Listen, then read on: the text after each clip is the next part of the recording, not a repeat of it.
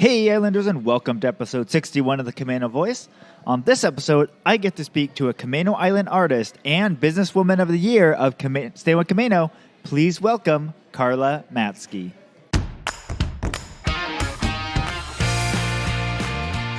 Hi, I'm Brandon Erickson, and you're listening to the Camano Voice podcast, where I interview folks around Camano Island and beyond. If you want to stay up to date on events, businesses, and even hear a little history of this area, subscribe to this podcast and share with your friends. Thanks for listening. Hey Islanders, and welcome to another episode of the Camano Voice, where we release a new episode every Tuesday. On this episode, I got to speak with Karla Matzke, who earlier this year, just won the Businesswoman of the Year for 2019 of Stanwood Camano. And then she's also a Camano Island artist and also the owner of the Matzke Sculpture Garden on the south end of the island. So we got to have a good conversation and talk about kind of her background, where she grew up, and how she ended up way over here on Camano, which you'll find out was far away from where she grew up. And then kind of her art background, what she wanted to go into initially, and then how she eventually ended up in art. And just the evolution and how she decided to go and build the sculpture garden, sculpture park, and then create this really neat place on the south end of the island. So we get to all that and more in our conversation. So please enjoy my conversation with Karla Matzke. Hey Islanders, it's Brandon with the Camano Voice. Today I'm here with a Camano Island artist as well as the Businesswoman of the Year of 2019 of the Stanwood Camano area. Welcome to the podcast, Karla Matzke. Thank you very much, Brandon. Yeah. So before we get started, tell us a little bit about Karla. Well, I've had a business on Camano Island for 33 years in fine arts. So I've owned a gallery, and 13 years ago I opened up a gallery and sculpture park here on the island. Okay. Very cool. And we've actually heard that referenced many times in our podcast. So, all right. So where did you grow up? Well, I grew up in upstate New York in the Adirondack Mountains. Okay. Nice. And then were you there through all of high school? Yes, all through high school. And I went to the State University of New York for my college years. Okay. Nice. What did you study in college? Well, believe it or not, I started out in pre-law. Okay. And before my junior year, I switched majors and declared a fine arts major. Wow. Okay. So I had to, by then you had to declare your major. So I continued on at the university. And also, besides getting my BFA, I got my master's in fine arts. Okay. Nice. So what had got you started with pre-law? Well, I always thought I was an artist. I grew up in an artistic family. Mm-hmm. My mom was an artist. And so because I thought, well, I'm already an artist, I'm going to go to college and get a law degree with a goal to help people. Mm-hmm. And I kept taking electives in art. And I was just learning so much. I really liked the peers and the group I was with, and so that's why I switched. Yeah, very cool. And then you said your mom was an artist. So when you decided to switch from pre-law to arts, was there any issue there, or were they pretty excited that you were switching? I remember my father saying, "Oh, please marry a lawyer." So, which I didn't. My sister did, though. Okay, well, one of them. Yeah, so he was probably more worried than my mom was as far as switching my degree and switching a career. Yeah. Okay. What was your dad's profession? He was an architect. Oh, he was. Okay. Yeah. Nice. Yeah, I think that's kind of the father's role, to be worried about their daughters. Very cool. So then you finished up with fine arts, and then where did you go and do your master's at then? Same place. Same place. Okay. Yeah. Yeah. Okay. And then what when you were getting close to graduating with your BFA, what kind of prompted you to decide to continue on and get your master's versus going out into the world? Well, mostly because they offered me a good scholarship program. Okay. And I looked at it, I went, I'm just going to go right from undergraduate right into graduate school and see what happens. I did think about working for a couple years and going back, but financially it was just a great offer. So Yeah. I said, I'll just continue on. Yeah. Nice. And so when you were doing in undergraduate, do you have to select a focus within fine arts? Yes, and my focus at the time was painting and printmaking. Okay. And same with graduate school. I did take sculpture throughout the years I was there, but same thing. As a graduate student, I focused on painting. Okay. Got it. And then once you graduated with your master's, what did you do then?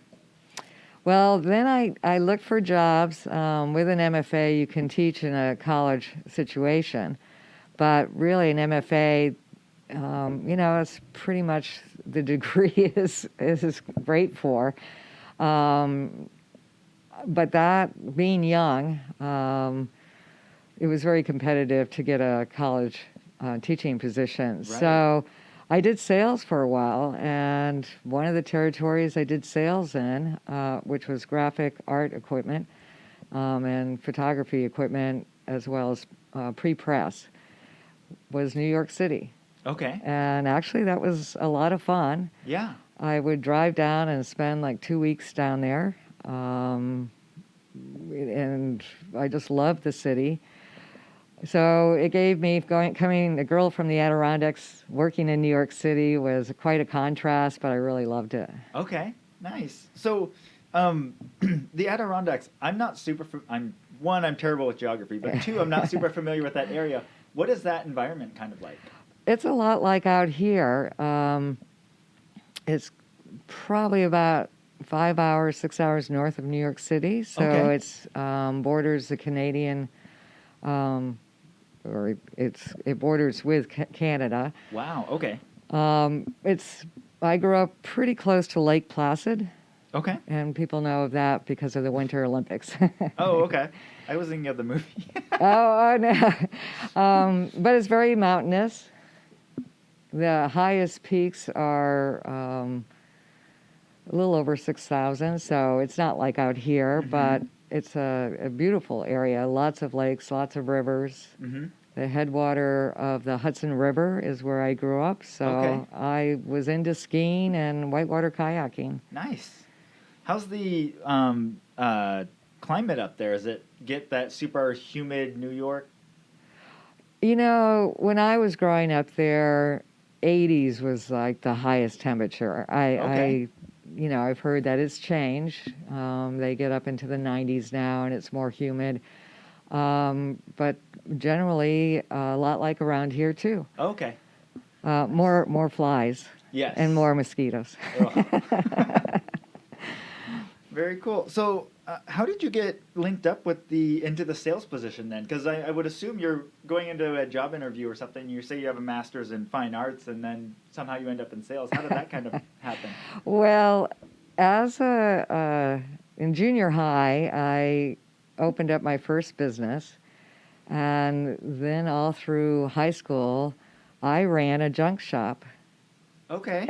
So I had some sales behind me. Yeah. With a fine art background, the man who hired me to do sales, because it was in graphics and pre-press, he felt that I would learn quick about that type of companies and that industry. So I did. I was on the ground, moving. Pretty much. The first couple months, I would follow him around and learned a lot from him just about the equipment. And we were manufacturers reps, so I was working with dealers. Okay. that already sold the product. And basically, I was teaching them about new products. Okay. Nice. So then, so you're working with that. Where did you go from there then? Well, there was a bit of traveling with that. New York City wasn't my only territory. I had mostly New England, so I was on the road all the time. It was very hard to do any painting because I was staying in hotel rooms and so forth. I think I ruined a few bedspreads trying to do pastels, and then it doesn't clean up very well. And it was great, but I wanted to, another adventure. Yeah. So I did it for almost 3 years. Okay. Nice.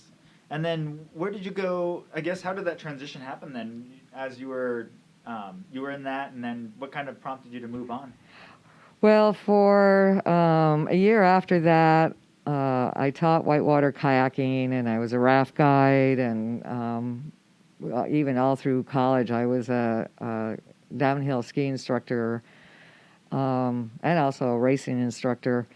So I continued that for a couple years, and then my sister invited me to come out and visit her in Seattle.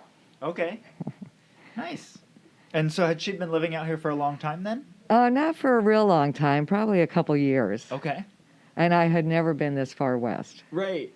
So I said, yeah, and I came out in the wintertime. Okay. I took the train.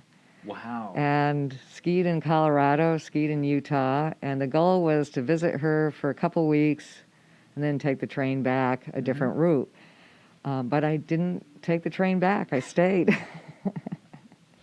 So this is, I hear different people that are probably more adventurous than myself, but they do things where they go over somewhere and then they just never move back. How does that work out for you? Because, like, I don't know, I would be like, I don't know, I'd probably move back and then, like, waffle over it for a long time. And so what kind of prompted you to, like, really just dive in? Because of my whitewater experience, I met a group of kayakers when I was visiting my sister, and they were doing a lot of exploratory first descents out here on rivers. And instead of taking the train back, I spent a month doing first descents with them with borrowed equipment.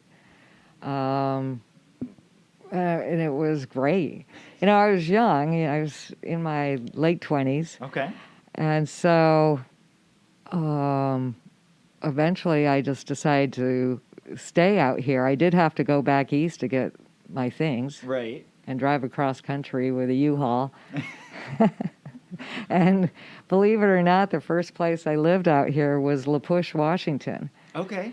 And so I got into surf kayaking and paddling a lot of the rivers on the peninsula. Nice. Before I moved over to this side. Okay. Nice. So then, what were you doing? So you moved over here and you were working with them for a little while. What did you do after that? Well, when I was living in La Push, I actually was teaching at the tribal school there. Okay. And because of my sales and pre-press equipment, I got a job also working for a printer in Forks, Washington. Okay. So now I'm actually using the practical side of my experience with printing equipment. Nice. Cool. Were you using the same equipment, or was it somebody else, some other brand? Actually, some of it was the same. Nice. And again, a learning curve, because they were like, well, we think you know enough about the equipment, even though you haven't used it. We'll show you how to really use it now. Yeah. Instead of just being able to talk about it. It should do this. Yeah. Very cool. So then you were, when you were working on the Forks, were you still living in La Push, or where? Yes. Okay. So I lived in the village of La Push. Got it. Really close to the ocean. My parents came out to visit because really I went from one extreme, East Coast, to the furthest west you can get in the continental U.S. is La Push. Yeah. And it's remote, but it's great for hiking and recreation out there. Rains a lot. Well, yeah, and I was kind of wondering, so was that a big change for you moving over here? Like how much rain, especially in that area? My first winter, yeah, it was tough. Because when it rains in that area, it doesn't just drizzle, it rains. Yeah. And that's why everything's so green and Right. lush and almost tropical. Right. I missed the snow, so in order to go skiing from there, that was like a 4 or 5 hour trip. Yep. So that probably was the hardest thing, was my first winter there, because less skiing, rain every day. Yeah. Yeah. But I got used to it. Yeah. And I guess if I can live in La Push, I knew I could live in Washington. Yeah. Yeah. No, it's that's one of the things though with Washington. It's definitely that the overcast winters is very difficult, and so, you know, my wife has a really hard time with it, and so some people, and I know other people that like they have a really hard time with the overcast. For me, I mean, both my wife and I grew up here, but for me, it was just part of the cycle. Like Right. I'm used to it, and so it's like my sweatshirt weather, and I know it's overcast and probably drizzly. But there's a lot of people that really struggle with it. I'm actually one who, during the summer, it's like, okay, a couple times a week, rain at night would be ideal. Yeah. Less watering. Yeah. Yeah. So, I don't mind the rain. Yeah. Yeah. No, but yeah, I mean, out there, it's a lot. Yeah, A lot more. It comes down sideways with the wind. Yep. Okay, so then you were working over there, you were teaching. What kind of happened next? So, after about 3 years, I was with a fella, and he decided to get his master's degree up in Bellingham. So we moved to Bellingham. Okay. I started working for the Wacom Museum, and also on call for the University Museum at Western, Okay. and mainly to hang shows. So working as Okay. what they call a preparator. Yep. And we lived up there for about 3 years, and then that's about when I moved down to this area. Okay. We went our separate ways. Yeah. But anyways, I moved to Camano. Got it. Okay. What time is that then, year-wise? I want to say 89, 90. Okay. I think 89. Nice. Nice. So then, during this whole time, then, you've kind of been moving around and you're doing a little teaching, a little bit of adventuring. How is you like as far as art and stuff like that? Are you having time to continue to work on that during this time? Yeah, much more so than when I was doing sales a few years before. Yeah. Before I moved down to Camano, I started showing my artwork at a Seattle gallery, First Artworks Gallery, and then Foster White Gallery. Nice. And then when you were doing that, how were you? So then you moved to Bellingham. When you moved to Camano, what was your work that you were doing during that time? A lot of painting. Okay. Mostly painting at that time. And it's about the time I met Jack Gunter. Okay. And Jack was a known artist here on the island. He had a gallery that he opened up in Stanwood. He'd been there 2 or 3 years. And I met him and proposed that we go into business together. Mm-hmm. And so we did. We co-owned a gallery in Stanwood for 1 year, and then we moved it out to Camano. Okay. And we're in business for 19 years on the south end of Camano Island. Wow. Before I opened up my own space. Okay. Nice. So then during that time, are you a full-time artist and... Pretty much full-time gallery owner and full-time artist. Okay. And started to do stainless steel sculpture. Okay. In several pieces during that time period. And so was that something you had done any of that work in college, or was this something brand new you were just starting to pick up? Oh, I had done some sculpting, learned welding early on, clay, metal were probably the two that I mostly did. Okay. So one was, they were both additive in that sense, not subtractive. Yeah. I learned stone carving a few years later. Okay. And it sounds like you had a large toolbox of different types of art styles that you had been working on. Were there certain ones, like, do you go through seasons where you really are focusing and working on a certain type? Or do you kind of sporadically do them all? No, for me, artists are different. Especially with painting, I did a barn series, and I ended up doing it for several years. Okay. There was so many different barns to paint, Right. and images.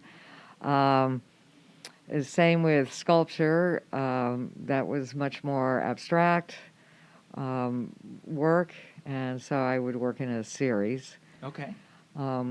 Those pieces take longer to do, so I was probably could produce much more paintings in a year than I could a sculpture. Yeah. So it was nice, and I did some collaborative work with Dan Nelson for a piece. Rick Wesley, who owns a welding shop here in town, was a great source for me for actually making my pieces. And I could hire that company, West Weld, to fabricate bigger pieces for me, which was nice. Nice. And there's a piece here at Terry's Corner, right at the V. There's a 14-foot, almost 15-foot high stainless steel piece that you see. It's just right of the sign. Okay. Yeah. Yeah. Very cool. So I imagine, like, when you're doing specifically like the sculpture and stuff, are those harder to move and sell? And how do you kind of decide of the art that you're making, what stuff you plan on selling, what stuff you kind of plan on keeping? I think when you're a career artist, you're not necessarily planning on keeping any of it. Okay. The goal, because it's the only way you're making a living, is to produce and hopefully sell. I mean, obviously, I do still own pieces that I've made. Yeah. You don't sell everything. The sculptures mostly were commissioned pieces, or I competed for public arts pieces. Nice. And so they were made predominantly because of those two situations. Got it. Yeah. Okay. And sculpture is something, specifically like stone and stuff, it's always something that is very, I don't understand it because I don't think I could ever work that way. But how do you do that? How do you do stone sculpture and stuff like that when you're starting from the start? Yeah, because you're looking at a rough piece of rock. Yeah. And you're envisioning this item coming out of it. Out at my sculpture park, I think I've done 13 or 14 stone carving workshops. Okay. I haven't taught them. I always get a master stone carver to teach it. And we gear it towards people who are beginners, never have done it before. Although what I find is the same artists come back year after year, which is nice. So ideally, you try and say, come with some ideas. Mm-hmm. If you're going to do a rabbit, think of it as a stylized rabbit or a stylized owl or an abstract piece. But be willing to change once you get there, because sometimes you look at the piece of stone and you have this idea, but stones have some fractures in it. You could be chiseling away on a side of it, and then all of a sudden it's like, oh no, the owl lost its wing. It's no longer an owl. Well, now what do I do? And so I think you have to be open because, you're learning. And those things happen until you can learn to read the rock more and see those pockets and see those fractures. You might have to change from an owl to a rabbit now, or an owl to an abstract piece now. Right. Yeah. Yeah, and that, I mean, to eventually get to that point of understanding and stuff, like, it's just, I think that's so cool, like, to get to that level. Yeah. And our workshops are all hand tools. So, it's just this nice clinking, and we have rifflers and files for sanding, and we use soft stone. Okay. So after 3 days, people usually go home with something they made. And it still amazes me, someone who's never done it before, someone like yourself, going, okay, I'm just going to try this. Mm-hmm. And you go in with a good attitude, no big expectations, and go with the idea it's going to be fun and learning. Yeah. And 3 days later, you're like, oh, look, I made this. Yeah. And you go home with something that you made. And it's pretty cool. Yeah. That's very cool. I've seen many versions of that by watching Jed Dorsey, who we talked about a little bit before the podcast. Right. With his coffee and canvas classes he does. It's very similar, and you see someone, they're like, well, I'm not really an artist, or it's something I want to try, but I don't know if I'll get into it. And then after a day with Jed, they're like, look, or a few hours even, Yeah. look what I did. Right. And I think it's very inspiring. Yeah. Well, and I think it's so intimidating because I look at him when he's setting up and they're all blank. All Yeah. the canvases are blank, and people Yes. sit down and they're looking around like, I'm not supposed to start at this level. But yeah, it's great, and I don't think I've never talked to someone afterwards that was like, I can't believe it, mine looks like this. Like, they're always so excited. They're like, Yeah. wow, like I was able to do this. So yeah, no, I think it's really neat. We teach raku out at my place, and that's a 3-hour class. And we're not teaching people how to throw bowls, because that's a whole other class. And I have to admit, I never mastered throwing, these beautiful, nice, round bowls. But my instructor throws a whole bunch of beautiful bowls, all different sizes. You get to pick, and you pay for the bowl. And we have the glazes and the brushes there. And he goes through a whole thing about glazing and the firing process. Yeah. Which includes heating that up to about 1,800 degrees, pulling out and sticking it in a can full of leaves and papers. And the whole thing flames up, and then it gets smoked. And then the person gets to go home with a bowl that they did. Yeah. And people are expecting the worst. And it's such a wonderful medium that just about everybody's bowl comes out different and beautiful. Yeah. It's a very forgiving medium in a lot of ways, and we haven't done it this year because of COVID, Right. but that's been really fun to do. We were doing one every other month. Okay. Yeah. Very cool. Yeah, I know. I've interviewed Bob Schrofer, and he does a lot of that. And some of his pieces that he's created have been really neat. Some of the pots and stuff. Yeah. He's done some like the different clays and stuff like that to get these really neat glazes and stuff like that. So that's very cool. So going back to the sculpture garden, you had been working with Jack Gunter on that spot. Then what kind of prompted you to open your own, and then what was kind of your vision when you were doing that, opening the sculpture garden? So Jack and we co-owned the gallery together. For after 19 years out here on Camano, we were leasing the space, and I really wanted to have a sculpture park around the gallery. Yeah. There was 10 acres out there with a pond, and the owners at the time had their own ideas what they wanted to do. Yep. And which they did. They started blues concerts in the summer out there. So I could put sculpture behind the gallery and to the side of the gallery, but that was about it. And also we were leasing the space. Right. And I said to Jack, I want to own my own property, even if I'm in debt for years. So every little bit I do, it's towards my vision. Mm-hmm. So I actively looked for 3 years, and I finally found the right piece of property. It was all completely wooded. There was the start of a pole building on it. Okay. And so I just looked at that as, a remodel. Yeah.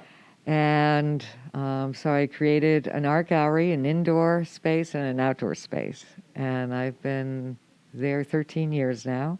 Nice. And it's nice. It's even with this COVID, now that I can be open, I can still only have about 10 people inside the building. Yep. So when I'm getting close to 7 or so, I can stand outside, and if people come, I'll ask them to walk the sculpture park first. Yeah. And then come back when there's less people in the gallery, and that's been nice. Yeah. So if I didn't have the sculpture park, then I'd be probably turning people away or telling them to drive back. Yeah. And so that's been working out okay. Very cool. Yeah. So then how many sculptures do you have in your sculpture park? So right now, not counting a lot of little ones, which I mean like 2 feet and under, 137. Wow. Yeah, and all different artists and all different types of, from bronze to steel, glass, combinations of glass and steel, rotating, kinetic pieces, stone pieces. Mm-hmm. I even have, I carved marble in Italy about 6 years ago, and because of that, I met some stone carvers, and some of their works now are in the park. Wow. Yeah. Very cool.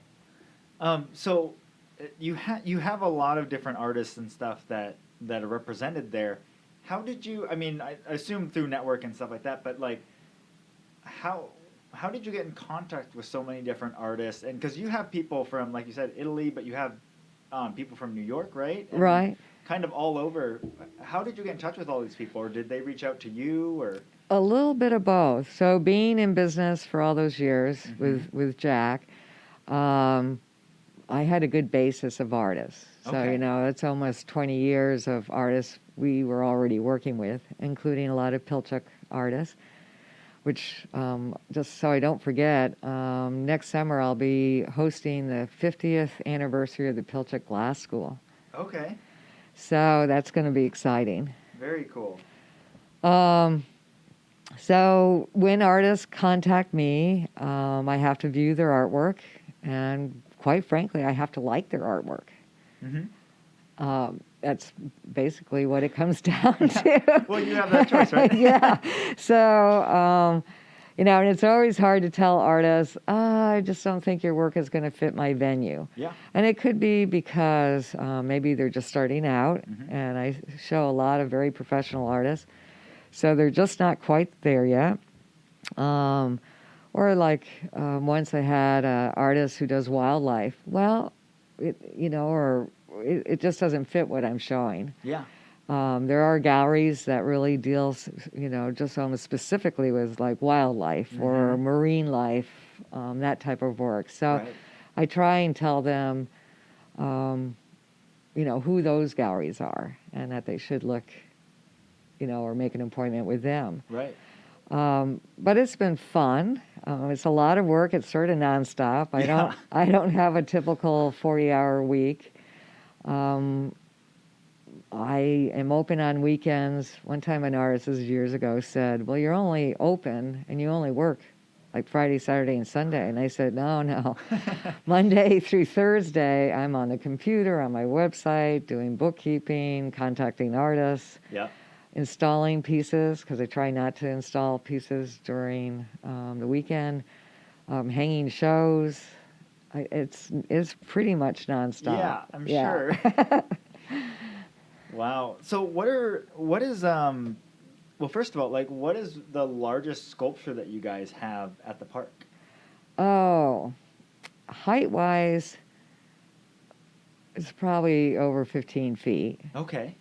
Weight-wise, about 3 tons. I hope you never have to move that. Well, I hope I do.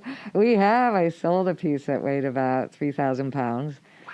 And, and even bringing it to the park, you need a flatbed and a lift truck or a boom truck to move these pieces. Right. So, some of the installations aren't just like pulling it out of the back of the car and wheeling it over to a place. Right. It takes some ingenuity and figuring out and prepping the ground first and so forth. Right. Yeah. Wow. And is everything that's within the sculpture garden then, are the artists also selling that stuff as well? Yes, through the gallery. So Okay. I'm representing all these artists, and I work on a commission base. Yeah. Very cool. Wow, that's crazy.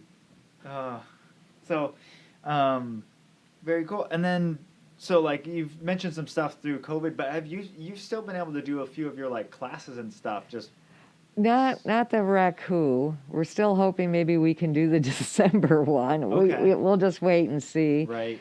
I can limit the class size and insist that everyone wear a mask. Mm-hmm. Cleaning your hands often, keeping social distance. Right. And so I think it's doable. It's getting people to want to sign up to do Right. that. Well, and it's the work too. I mean, just because you have 6 people versus 20 people, like your workload's the same. Yes, yeah, it is the same. So I did have a couple who wanted to do it, and I just went, sorry, that's just to get the instructor to drive there and set up and do all that. 2 Yeah. people just isn't enough people. Right. I mean, it's $50 a bowl, so for him to do that, Right. It's just not going to work. Doesn't even take ass. No, so we did do the stone carving. It was a small group. You have to wear a mask anyways. Yep. Instead of doing my traditional buffet lunch, I had a gal who does all the box lunches for the Stanwood Senior Center, Okay. and she did a wonderful job. Oh, very cool. And that was nice. That actually worked out well. The difference is they couldn't go back for seconds. Yep. But I made sure that there were a lot of snacks. You can buy from Costco. Right. And they're all, what do I want to, Individually. prepackaged. Yep. Yeah. So I had a lot of that. My stone carving is known for having really healthy food. This year, potato chips, a lot of cookies pre-wrapped. Right. The actual lunch was healthy, but still. Yeah. You got to do what you got to do in these times. Not quite the same as being able to go through a buffet line and go back for seconds or even thirds. Right. It was like, it was all proportioned out. Mm-hmm. But what was nice about it is, she's been doing this for the last 6 months because her dining room is closed, and it gave me a lot of confidence that we're doing it very, very safely. Right. Yeah. Yeah, no, that's great. And I know Marla Williams was talking about that class, and she said Yes. it was, she said she was super far away, but she said it was such a great class. She really enjoyed it. So it was. Yeah, she's taken the class a couple times now. Yeah. And she was enlightened this year. We had set up a booth far away from everyone. But again, you still have to wear your mask during this. And we had tools set up that are power tools. Okay. And she used them this year. And I look over and I'm like, oh, she's still at it. Her arms are going to be sore. So, yeah, I know she had a really great time with that. Very cool. Yeah, I got to interview her or a couple weeks ago. Oh, good. And so she's just gotten back from that. So with everything then, with the sculpture park, with moving forward with COVID, depending on how long this is around, what do you kind of see as your future?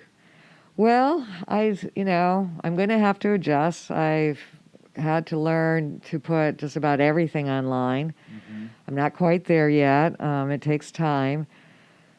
Before, when I would advertise a show and put it online, I would, give enough teasers to entice people to come. Now I feel like I have to have almost every piece of art online. But it's helpful. I wasn't sure if I'd sell pieces from people looking at it online, but I have. And so that's that. I'm like, okay, that convinced me to keep working at that. Yeah. I hope at some point I can be open full-time again. If I have to continue with a limited audience every weekend, that's okay, as long as everyone is being safe. Yeah. I had to move my credit card machine out into the gallery, out of the office. I would use my office as another place to show artwork because it's a pretty good-sized office. But I decided I needed a place where, in between people, I could go in and take my mask off and feel safe. Right. You know, I'm really hopeful. This year has been a good year. You know, I don't know what the future's going to bring. I think it's going to be a while, and I think people are going to have to adjust. Right. So luckily, I live above the art gallery, so I am working from home. Yeah. My commute's about 20 feet. Yep. So that's nice. And during the time when I was closed, you know, I had 10 acres to walk around. Right. And actually work on. Yeah. And so for me, I don't feel the isolation, and I didn't feel too much had changed other than not seeing the public. Right. I feel for people who live in apartments, and you know, that's got to be hard. Right. You know, I'm used to being out on that property, so kind of a lot didn't change, like I said, other than not seeing the public and friends. I just hope Camano can continue to at least be where we're at now, but hopefully be more opened up. Yeah. Yeah. Well, and then also with the without having the Camano Studio Art Tour this year, how is that? I mean, because that's massive for most of all the artists on the island. So generally, I will in 2 weekends see 3,000 to 3,500 people. Wow. So that was tough financially. I still hung the show. I put it all online. Revenue-wise, it wasn't the same. Right. You know, and it was in May, so it was still kind of early on with being closed. Yep. So, and not just for me, it was for everybody who's part of that studio tour. Yeah. You know, it was right up to the last minute. Do we go forward? But that was back in March because we didn't print the brochure. So luckily, we decided not to print the brochure. Right. So we didn't have all this wasted money into something that wasn't going to happen. But I think it was in April we had to make that decision. And we didn't know about even businesses being closed yet. We just had to guess one way or the other. And I think we guessed right. Yeah. So I was briefly at one of the meetings, and it looks like we'll be able to use the same brochure, just change the dates, and use a lot of the same imagery. And the artists, we always have a special place for a special guest, you know, from the tour to be on the cover and so forth. And that's all going to stay the same. Yeah. So that artist won't, you know, lose their spot. Yeah. So that's really nice. Yeah. Yeah. No, it was so weird during that period because, no one knew. I mean, when they said we're canceling school for the rest of the year, they did that in like March or maybe April. But I was like, that is really drastic. Like, that's 3 months away. You think we're going to still have this? And then like, then things started getting canceling through Christmas now. And I'm like, oh. And then even next year, I've already started hearing things like people are like, we're not sure if we'll have this or this, you know, through 2021. Right. So, do you have children? Yes. And how old are they? So I've got 4 kids. We've got 2 twin girls who are 9, and then a 7-year-old and a 4-year-old. Oh, okay. So two girls, 2 boys. So how is homeschooling? Well, we were homeschooling prior to this. Oh. So my wife was already in that world. She has had to field a massive amount of questions from friends and family and stuff. Right. Who are like, what do we do now? Right. So not a whole lot changed for us, but there's a lot of family, and we know a lot of families, single moms, right, or families that both couples work, right, that they're like, what do we do now? Like, we can't not work. And so it's a really big problem. And well, I'm glad you and your wife were a good resource then for helping with that. She is. I don't have a clue.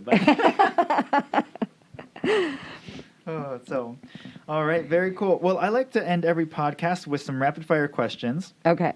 So the first one is, do you have a lesser known or favorite location on Camano Island that you like to hang out?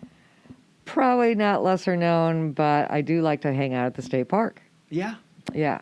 Yeah. It's only 2 miles from my place, but I feel like I've gone someplace else. Like Yeah. almost like I've left the island in a way. Yeah. No, as you're walking through those trails and stuff, you Yeah. just kind of meander through all of them, and you feel like you're in the middle of the forest. Exactly. Like the middle of nowhere. Yeah, exactly. So, yeah. No, it's very cool. We have quite a few different spots on the island that are like that now. Yeah. And it's really cool. Pretend you have a friend coming from out of town. What would the first day look like here?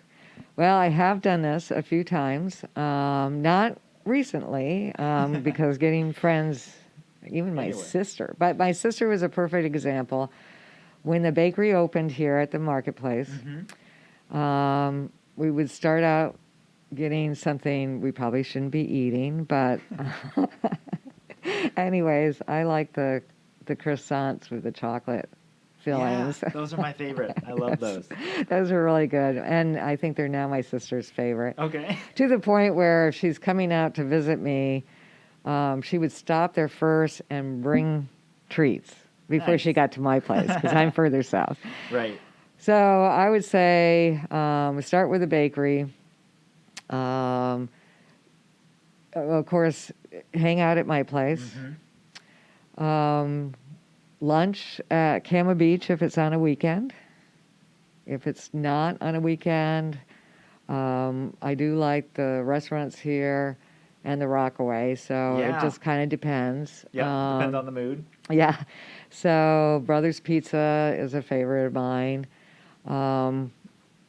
Taps, I've eaten there 3 times. Every meal was great, so I can definitely recommend them, and I definitely recommend the Rockaway. I mean, they've got those portobello mushrooms Yeah. instead of fries that are excellent. Yeah. So, and then go to the state park. Yeah. And take some of the trails. Yeah. That I can't get my sister into doing, but other friends I've done that Really? Okay. with. Oh, my sister's always afraid that if I say, we'll only be a half an hour, 40 minutes, that it'll turn into 4 hours, because I've done that to her before. She has reason to worry then. Yeah. All right. Who is an interesting person, interesting or fascinating person in this community that I should interview next? Well, right off the bat, Jack Gunter, another artist, writer, filmmaker. It's hard to just pick one. You can pick multiple. That's fine. Okay. Jason Dorsey, I'm on a board with him with the arts advocacy for Stanwood Camano. He's a painter, mostly watercolor. He's a minister, and he's just so interested in the arts. He comes from, like you've interviewed Jed, he comes from this artist family. Yeah. Mom, dad, grandmother, his sister, his brother. They're all painters. Yeah. Definitely Jason, and then Jack Archibald, Yeah. who's a stained glass artist, musician, funny guy, and he's lived out here on the island a pretty long time. Yeah. And Jason grew up out here. Yep. And Jack has been out here, I think, since the late 70s or early 80s. Wow. Okay. Yeah. Yeah. Nice. And then there's a bunch more, but I'll stop with those 3. Okay. I'll come back to you later. All right. And lastly, if you could have a message on a billboard right as you're driving up on the island, what would that say?